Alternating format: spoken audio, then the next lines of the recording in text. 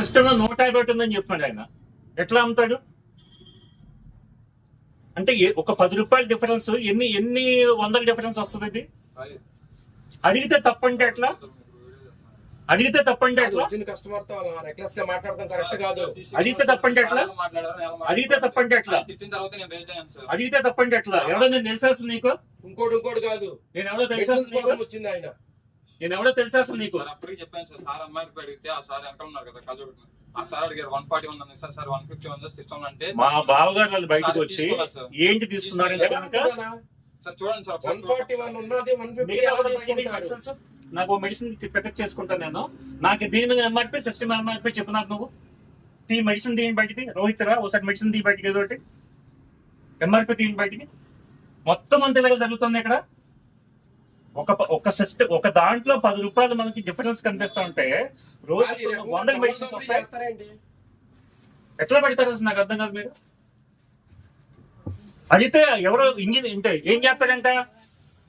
ఇష్టం తీసుకుని దుబ్బేమని చెప్పేటికి ఇది మాటలు.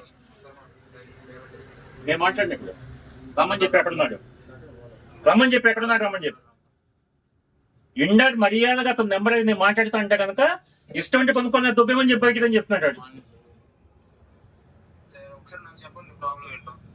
నీకు చెప్పాలంటే వచ్చింది పక్కన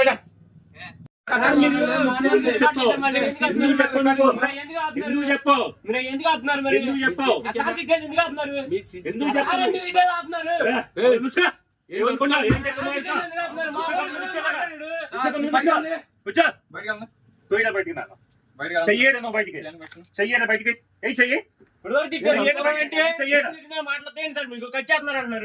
బయటికి, చెయ్యి. సిఏ ఫోన్ చేస్తాడు, సిఏ ఫోన్ చేయి. ఏమనుకున్నా నా గురించి నువ్వు? ఆరోగ్యమే మహాభాగ్యం, అది అందరికీ తెలిసిన విషయమే. కానీ ఈరోజు ఆరోగ్యం రోడ్డున పడే పరిస్థితికి వచ్చింది. ఎందుకంటారా? ఇంక చూడండి, అపోలో ఫార్మా అంట. అపోలో ఫార్మాలు ఒక వ్యక్తి గన్నవరం, ఇది గన్నవరం గాంధీ హోమ్ సెంటర్ కరెక్ట్గా కంకిపాడు బస్ స్టాండ్ పక్కనే ఉన్న ఒక ఫార్మా యూనిట్ ఇది. అయితే కనుక దీనిలో ఒక వ్యక్తి ఒక మెడిసిన్ కావాలని చెప్పి వస్తే కనుక 151 రూపాయలు తీసుకున్నారు. స్ట్రిప్స్ మీద ఎంఆర్పీ చూస్తే 141 ఉంది. అడిగితే ఏం చెప్పారు? సిస్టంలో రికార్డ్ అయింది అంతేం చెప్పన్నారు. వాళ్ళకి తెలియదు అది ఏంటనేది. బయటకు వచ్చారు, అది మా బావగారు తీసుకుంది. నేను అడిగా ఎందుకు ఎక్కువ తీసుకున్నారని చెప్పి లోపల పోయి అడిగా. సిస్టంలో రికార్డ్ అయింది ఇంతేం చెప్పాడు. ఇంతే అంటే ఎట్లా చెప్పగల తమ్ముడు? నీ ఇన్ఛార్జ్ని అడిగంటే నీకు ఇష్టమైతే తీసుకో, లేకపోతే మెడిసిన్ పెట్టేసి పో అని చెప్పాడు. నేను బూతులు తిట్టా. ఎందుకు తిట్టకూడదు? కడుపు మంట కాబట్టి. నేను 10 రూపాయలు ఎఫోర్డ్ చేయగలను కాబట్టి మెడిసిన్ తీసుకుని ఇంటికి పోతున్నాను ఈరోజు. ఇదే స్ట్రిప్ ఒక్క మెడిసిన్ సింగిల్ పీస్ కూడా ఏదో కట్ చేయకుండా ఇచ్చే స్ట్రిప్ ఇది 141 కాదు 151 అని చెప్తే కనుక 5 రూపాయలు కూడా లేకపోతే కనుక మెడిసిన్ వదిలేసి మెడిసిన్ వేసుకోకుండా జనాలు ఏమవుతారనేది ఆలోచించండి ఒకసారి. ఫార్మా అని ఇప్పటికే దొంగ అని చెప్పి ముద్ర ఉంది. ఇలాంటి దొంగ పనులు చేస్తే కనుక దొంగ అనకి ఇంకేమనాలి మిమ్మల్ని?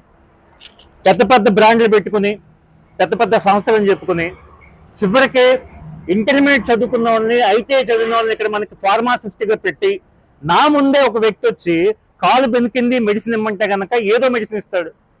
ఎందుకు ఇచ్చావు ఏ మెడిసిన్ అంటే కనుక కాలు నొప్పికి ఇచ్చే మెడిసిన్ నాకు ఫార్ములా తెలుసు అంటాడు. 4 ఫార్ములేషన్స్ అడిగా, ఏ ఫార్ములేషన్లో ఏ కాంబినేషన్లో మెడిసిన్ ఇస్తున్నావు అని చెప్పి తెలియదు అంటాడు. ఇవ్వచ్చా అట్లా మెడిసిన్? డాక్టర్ ప్రిస్క్రైబ్ చేయకుండా మెడిసిన్ ఇవ్వచ్చా? నార్మల్గా వాడు అంటే రాత్రి 11 గంటలు తెల్లారుజామున 2 అర్ధరాత్రులు మెడిసిన్ షాప్ నడుపుకోమని చెప్పి నీకు ఇచ్చిన లైసెన్స్ దేనికోసం ఇచ్చాము? నువ్వు కరెక్ట్ మెడిసిన్ ఇస్తావు, కరెక్ట్ ప్రైస్కి ఇస్తావనే కదా.